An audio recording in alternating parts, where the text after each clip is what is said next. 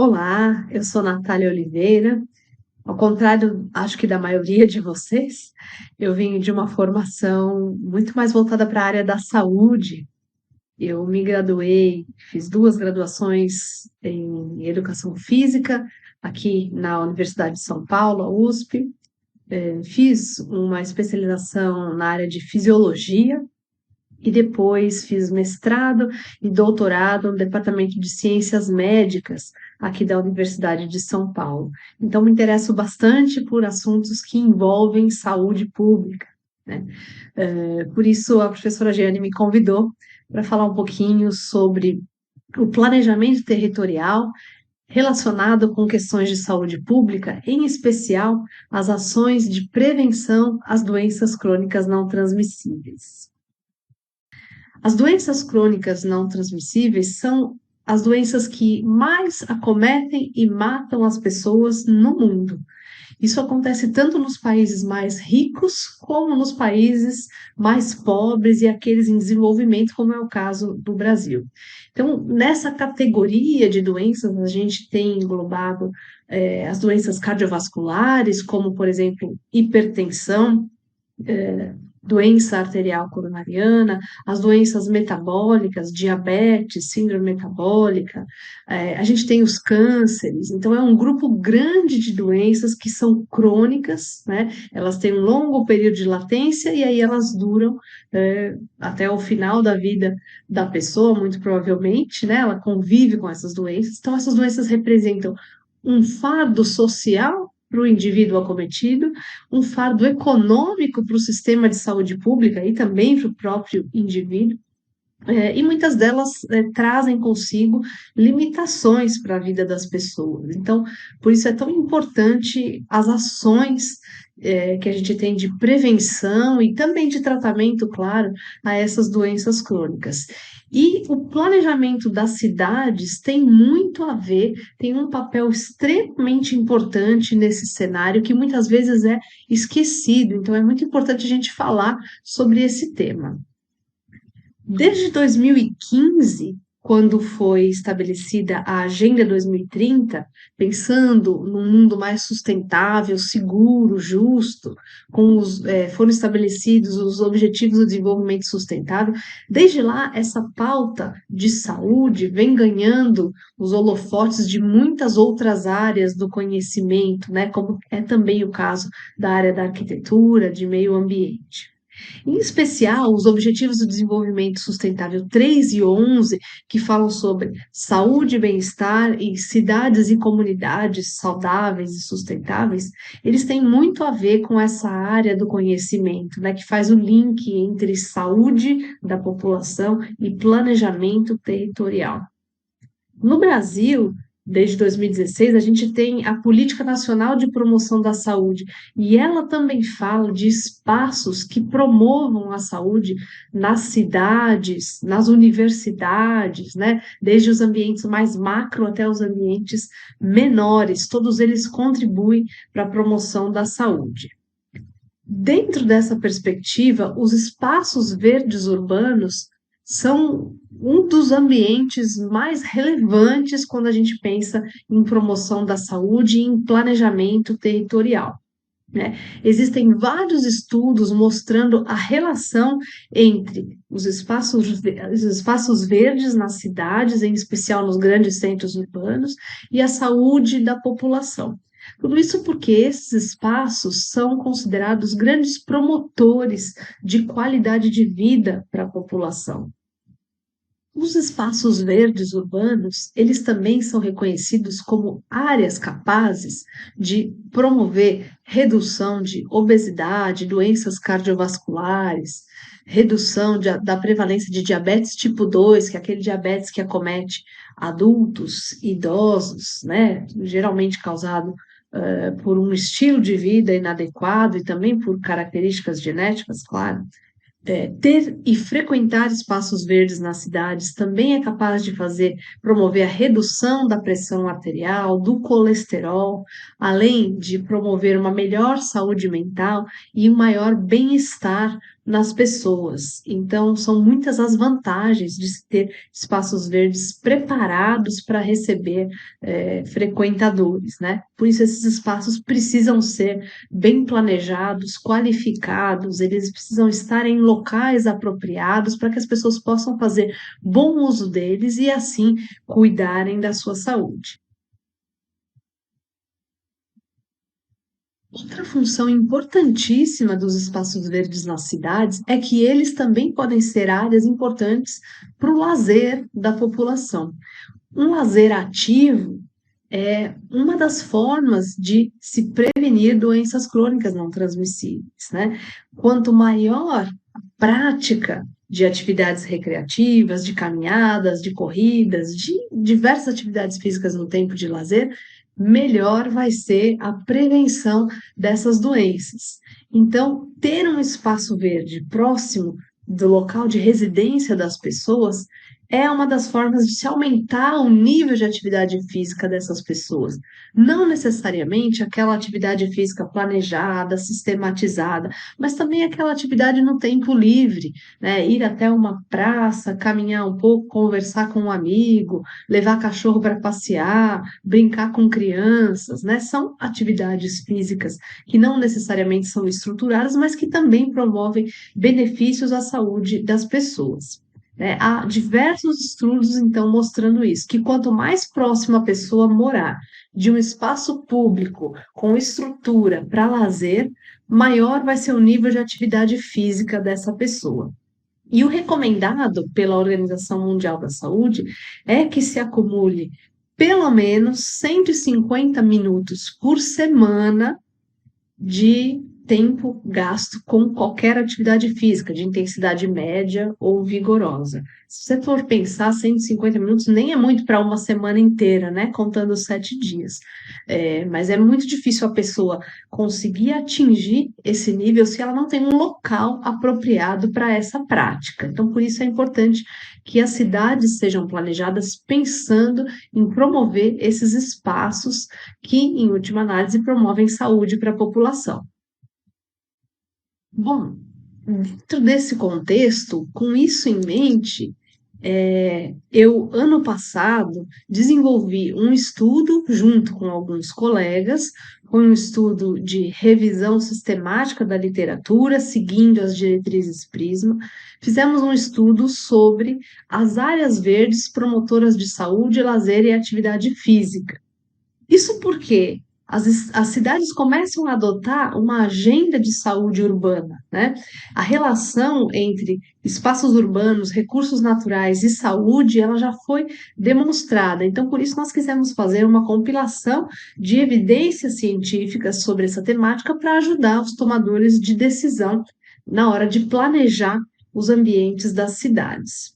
Então, foi uma revisão que seguiu as diretrizes Prisma. Na apresentação na busca e apresentação dos resultados, nós usamos a estratégia PICO, que é uma forma de se apresentar, né, os resultados, população, intervenção, comparação, observação. Então, seguindo essa ordem, foi feita uma busca nas bases de dados Cielo e PubMed nos últimos 10 anos, então de 2012 a 2022, com as palavras-chave em inglês, que estão listadas aí, né? Áreas verdes, saúde da população, áreas verdes e atividades de lazer, áreas verdes e exercício. A nossa busca nessas duas bases de dados, inicialmente, resultou em 30 artigos da Cielo e 48 da PubMed. E aí, seguindo a metodologia Prisma, nós fomos excluindo os duplicados, os que não eram artigo original, era só um comentário, depois registros excluídos por não estarem no idioma nem inglês, nem português, nem espanhol, e por fim aqueles que fugiam à nossa temática de interesse. Finalizamos aqui a nossa busca com 13 artigos da Cielo e 6 da PubMed sobre essa temática nos últimos 10 anos. Interessante que nós observamos como principais resultados dessa revisão sistemática que é unânime, é um consenso na literatura da área, que as áreas verdes são grandes promotoras de saúde, de lazer e de atividades físicas para a população. E mais, há uma associação inversa entre a exposição a espaços verdes e a presença de transtornos mentais comuns, como, por exemplo, depressão, ansiedade. Ou seja, quanto maior a exposição a um espaço verde, menor tende a ser a incidência de transtorno mental comum. E o inverso também é verdadeiro, né? Quanto menor a exposição, maior a chance de se desenvolver transtornos mentais comuns. Por outro lado, há uma associação direta entre a exposição a espaços verdes e sensação de bem-estar, melhor qualidade de vida e também alguns parâmetros fisiológicos indicativos de relaxamento, né, como uma redução na frequência cardíaca e na pressão arterial. Além disso, as áreas verdes elas contribuem para a prática de atividades físicas. É muito mais agradável para um praticante de atividade física e fazer o seu exercício num espaço verde, bonito, agradável, que produz conforto térmico, sombra, né? Uma sensação de se respirar um ar mais úmido, mais puro. É muito mais fácil a pessoa fazer atividade física nesse lugar do que num canteiro central de uma avenida completamente cimentada, né? Mas também observamos nessa revisão sistemática que as características e também a infraestrutura de algumas áreas verdes, como parques e praças, elas exercem influência nessa prática de atividade física. Se o local não é bem cuidado, tem mato alto, não possui equipamentos ideais, então ele afasta as pessoas dessa prática. Por isso, a necessidade de vocês, arquitetos urbanistas, pensarem esses ambientes para que eles, de fato, promovam saúde, atraiam as pessoas para cuidar da sua saúde, da sua prática de atividade física. Não há necessidade de grandes equipamentos, mas de um espaço bem cuidado, que possa receber os frequentadores para uma atividade física qualquer.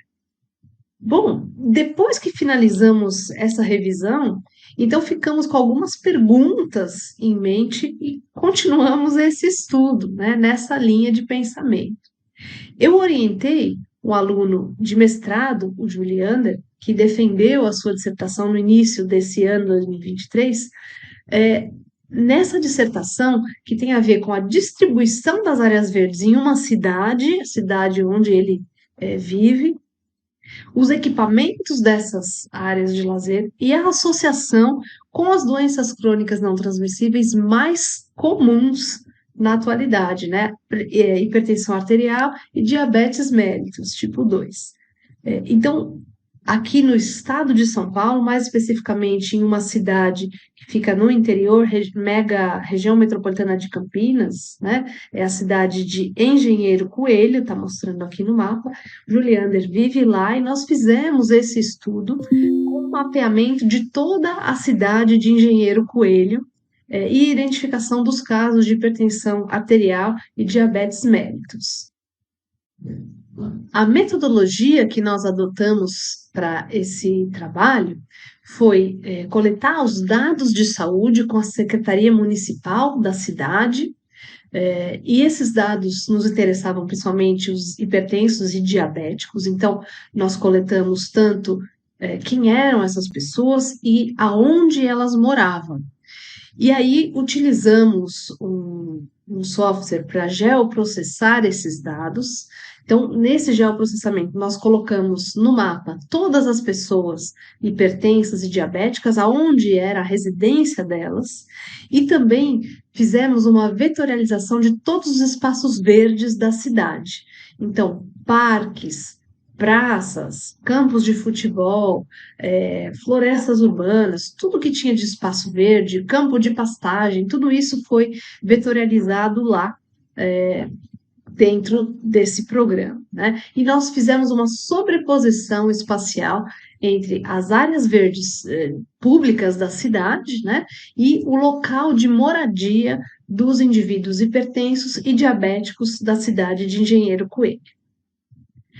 Os principais resultados que nós observamos foi que, na área urbana da cidade, houve uma associação inversa entre ter uma área verde próxima de casa e prevalência de hipertensão e diabetes. Ou seja, tinha mais gente diabética e hipertensa morando longe de áreas verdes e menos casos de diabetes e hipertensão entre aqueles que moravam bem perto de áreas verdes. Isso considerando a área urbana da cidade de Engenheiro Coelho. Ela está aqui representada nessa primeira figura, então os indivíduos em amarelo são os indivíduos hipertensos, tá? Na zona rural, a gente não encontrou nenhum indivíduo hipertenso ou diabético nas residências que eram mais próximas de áreas verdes, né? Até 50 metros, então, umas residências bem próximas de áreas verdes, não havia nenhum indivíduo portador de hipertensão e diabetes.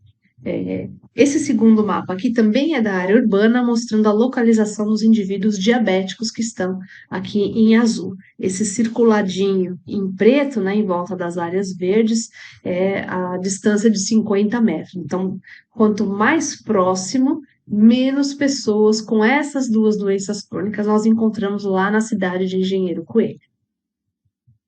Além disso, nós vimos que aquelas áreas verdes que tinham estrutura para a prática de atividade física, que tinham estrutura de lazer, né, até 1 quilômetro, as pessoas que moravam até 1 quilômetro de distância dessas áreas, a gente mapeou quantas pessoas com hipertensão e com diabetes moravam até 1 quilômetro dessas áreas verdes que tinham equipamentos para prática de atividade física e de lazer.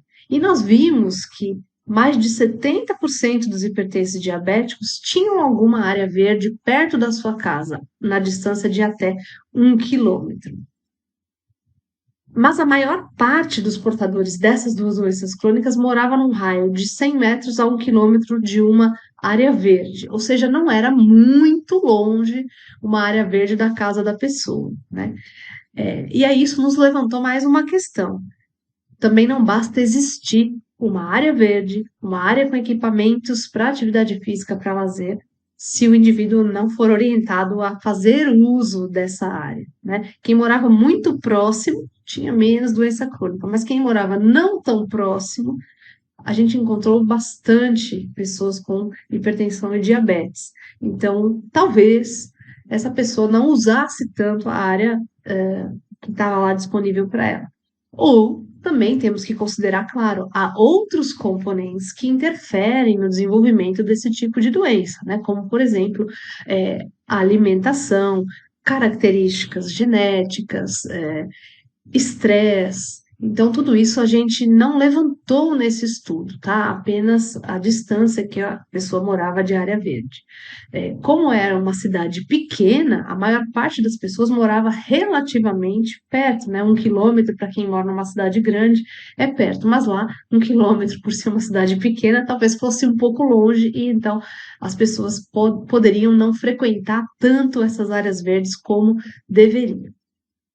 Bom, esses nossos resultados, eles vieram ao encontro do que a gente já tinha lido antes, do que a gente já conhecia da literatura, de que morar perto é um fator de proteção, de prevenção para doenças crônicas não transmissíveis. E aí isso nos levantou a seguinte questão: ok, então, se eu sei que na cidade X eu vou ter uma alta na prevalência dessas doenças crônicas, uma estratégia de adaptação dessas cidades pode ser qualificar ou criar novas áreas destinadas à prática de atividade física, ao lazer, a momentos de relaxamento, para essas pessoas que possivelmente desenvolverão essas doenças. E aí, de repente, a gente consegue prevenir o desenvolvimento dessas doenças. E foi aí que nós nos deparamos com uma ferramenta bastante importante, que é a análise metabolômica.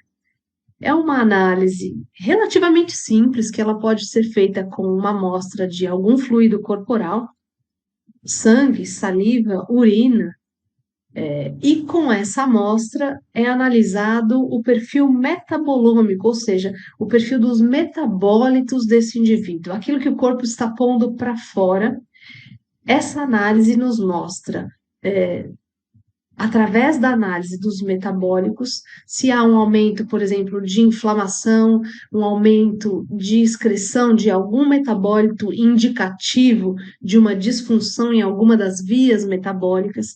E essa análise nos permite, através do perfil metabolômico do sujeito, prever com alguns anos de antecedência se ele tem chance de desenvolver alguma doença crônica, hipertensão, diabetes, câncer, por exemplo. E então fizemos um outro estudo para ver o que a literatura já sabia relacionando perfil metabolômico, doenças crônicas não transmissíveis e possivelmente planejamento ambiental estratégico com base nisso. Bom, já adianto para vocês que ninguém falava muito sobre planejamento ambiental. A primeira revisão que eu mostrei aqui para vocês, nós delimitamos a data para os últimos 10 anos. Nessa aqui, nós não pusemos limite de data. Ainda assim, a pesquisa mais antiga era de 2013, né? Então, não é um assunto que carece ainda de pesquisa, é um assunto ainda pouco pesquisado, até porque esse tipo de análise é algo novo no mundo, né? Mas existem alguns equipamentos, poucos, mas existem aqui no Brasil que nos permitem fazer esse tipo de análise, né? Então, a análise metabolômica é uma ferramenta bastante útil para prever doenças crônicas não transmissíveis, porque ela prediz, né, ela identifica biomarcadores que estão relacionados com alguns processos patológicos. Se a gente consegue identificar esses casos e intervir sobre eles, que seja qualificando o ambiente das cidades e também com ações de saúde pública, a gente consegue prevenir que essas doenças crônicas surjam lá na frente e causem todo esse fardo econômico, social para a população, para o serviço de saúde, para as cidades, né? Então, esse artigo foi feito também seguindo as diretrizes Prisma, foi feito em 3 bases de dados, Web of Science, Scopus e PubMed, acho que são as maiores bases de dados na área da saúde. Então, foram feitas 2 buscas com 2 combinações diferentes de palavras-chave para esse artigo, nas 3 bases de dados, Web of Science, Scopus e PubMed. Nós encontramos relativamente poucas publicações sobre essa temática, né? E quando excluímos os registros duplicados, aqueles que envolviam o modelo animal, outros idiomas que não inglês, espanhol, português, na verdade em português não havia nada, né? Artigos de opinião, quando excluímos isso tudo, ficamos com 29 artigos no total apenas, né? Ressaltando mais uma vez que é uma área que ainda carece de investigação, mas uma área muito promissora. Colocamos aqui num mapa da onde que vieram esses artigos. E como vocês podem ver aqui, quanto mais escuro o tom de azul, maior o número de publicações. Basicamente, todas elas vieram de países desenvolvidos, né, de países mais ricos. E, na verdade, os países que mais são assolados com as doenças crônicas são os países mais pobres. Os ricos também são, mas os mais pobres têm uma incidência de doenças crônicas não transmissíveis ainda maior. E justo neles se tem menos produção, né, de artigos envolvendo essa ferramenta que prevê o surgimento desse tipo de doença, né? As pesquisas são muito mais nos países desenvolvidos. Então, aqui no Brasil ainda estamos engatinhando nessa área do conhecimento. E o que nós notamos de resultados principais com os artigos que já existem relacionados à ferramenta metabolômica? Bom, há estudos com crianças, com adolescentes, com adultos, principalmente dando conta do uso dessa ferramenta para prevenção de doenças crônicas. Então, a pessoa é identificado que a pessoa tem alguma mudança no perfil metabólico e na hora que isso é corrigido, a gente consegue prevenir o surgimento dessas doenças anos lá na frente. Também há estudos com atletas e sedentários. É bem interessante porque ele mostra que o perfil metabolômico é bastante diferente. O fato do indivíduo ser praticante regular de uma atividade física faz com que ele tenha um perfil metabolômico completamente diferente, menos inflamatório, com menos alterações em algumas vias metabólicas. Isso ressalta o papel da atividade física como forma de prevenir problemas de saúde, problemas relacionados às doenças crônicas. Há estudos também bastante interessantes mostrando, comparando, né, trabalhadores que trabalham no turno diurno normalmente e no turno da noite. Já se sabia que os trabalhadores noturnos têm algumas chances maiores de desenvolver certos distúrbios, e o perfil metabolômico veio a confirmar essas associações, né? Então, trabalhar à noite, trocar o dia pela noite, é algo que altera o nosso perfil metabólico e nos predispõe a ter maior chance de desenvolver alguma doença crônica.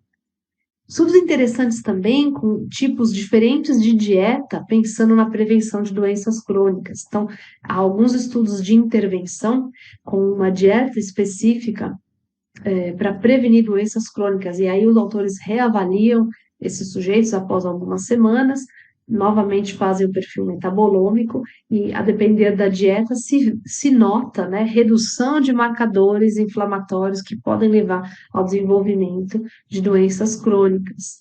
Então, esses estudos dão base para que se formulem intervenções dietéticas, pensando em prevenir futuros casos de doenças crônicas. Também lemos e colocamos nessa revisão estudos retrospectivos com pacientes que tinham sido hospitalizados por doenças crônicas não transmissíveis, né? O perfil metabolômico deles, quando comparado com pessoas que não têm doenças crônicas, é bastante diferente. Também há estudos com pessoas que fazem consumo regular de álcool, mostrando o quanto isso altera todas as vias metabólicas do organismo da pessoa e a predispõe a certas condições clínicas também. Interessante também alguns estudos com amamentação. Os autores tentaram ver se havia uma relação entre o tempo de amamentação e o perfil metabolômico depois de 20 anos daquele bebê que foi amamentado por X, Y ou Z meses. E eles não viram essa relação, mas viram sim relação entre o estilo de vida desses bebês e que depois se tornaram adultos e o perfil metabolômico. Então, tem muito mais a ver o nosso estilo de vida com a incidência de doença crônica do que o fato de ter sido ou não amamentado por muito ou por pouco tempo, de acordo com esses estudos. Também observamos o comportamento alimentar na infância, o consumo de carne vermelha, o quanto isso pode interferir no perfil metabolômico e predispor as pessoas a desenvolver doenças crônicas. Há estudos também com síndrome metabólica, que é uma união de alguns fatores de risco, como, por exemplo, obesidade, colesterol alto, colesterol ruim alto, colesterol bom baixo, grande circunferência abdominal. Então, é uma união de fatores a síndrome metabólica, e o perfil metabolômico consegue claramente identificar mudanças no metabolismo da pessoa que desenvolveu síndrome metabólica ou aquela que ainda não tem e que está predisposta a desenvolver quando comparada com pessoas saudáveis, né? Então, é uma ferramenta bastante útil, mas que ainda não está sendo aplicada para o planejamento das cidades. E ela tem um potencial incrível para dar ferramentas para a gente planejar o território, né?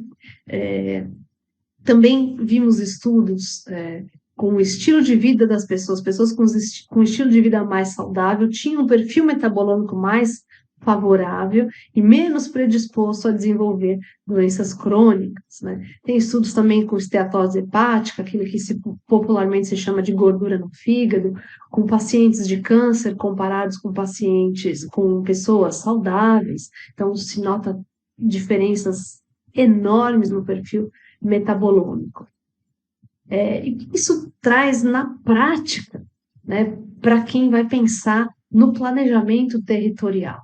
Bom, esse trecho eu fiz questão de deixar do jeito que estava no artigo, né? Porque achei ele extremamente importante aqui. Depois, se vocês quiserem dar uma olhada no artigo na íntegra, tá aí a referência nos slides, né? As cidades planejadas, pensando nos seus ambientes para lazer, para atividade física, elas oferecem mais oportunidades para um estilo de vida saudável, para a promoção da saúde, né? Os espaços verdes, eles compõem a malha urbana e eles devem ser planejados. A literatura científica mostrou assim exaustivamente de que esses espaços trazem saúde física, trazem saúde mental para essas pessoas, para a população, em especial quando a população mora perto das cidades, como a gente viu na dissertação do Juliander que eu orientei aqui.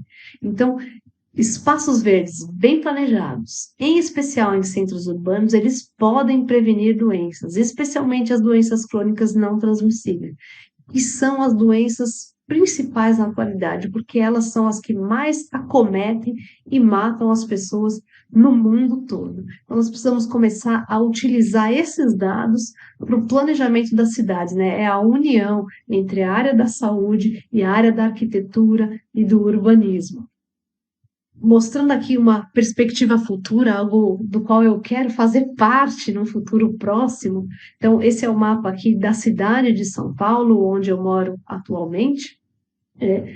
Se a gente conseguir prever com uma ferramenta como essa, análise metabolômica, aonde haverão mais casos de doenças crônicas transmissíveis daqui 5 anos ou daqui 10 anos, então vamos supor que a gente coloque no mapa essas bolinhas laranja, os locais onde vai ter mais casos daqui a algum tempo, eu consigo planejar a cidade com essa antecedência para que nesses locais tenha mais área de lazer, área de atividade física, eu consigo pensar em transporte urbano para levar as pessoas de um local mais cinza para um local mais verde, de um local onde ela mora, não tem possibilidade de ter uma área verde, mas ela tem um transporte muito próximo que a leva para lá. Então, essa ferramenta é extremamente valiosa para o planejamento das cidades, em especial quando a gente pensa na prevenção de doenças, né? Porque as áreas verdes, a acessibilidade, equipamentos para atividade física e para lazer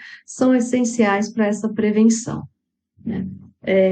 Com isso, é possível reduzir esses casos. É possível fazer com que alguns desses casos, se não muitos, deixem de acontecer por conta de uma estratégia preventiva que faz parte, né, do planejamento das cidades, que não vai custar mais do que já custaria, porque as cidades têm que ter um planejamento, então se a gente faz isso de forma inteligente, a gente consegue ter um menor impacto econômico, um menor impacto social para as cidades e para as pessoas que moram nelas.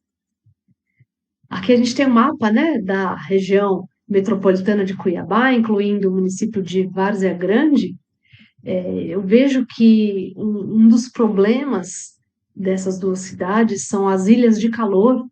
Isso é algo que também pode ser pensado com um planejamento urbano, pensando na questão de um meio ambiente saudável, de áreas verdes promotoras de saúde, promovem conforto térmico para a população, e em especial porque as ilhas de calor também estão relacionadas com doenças crônicas não transmissíveis.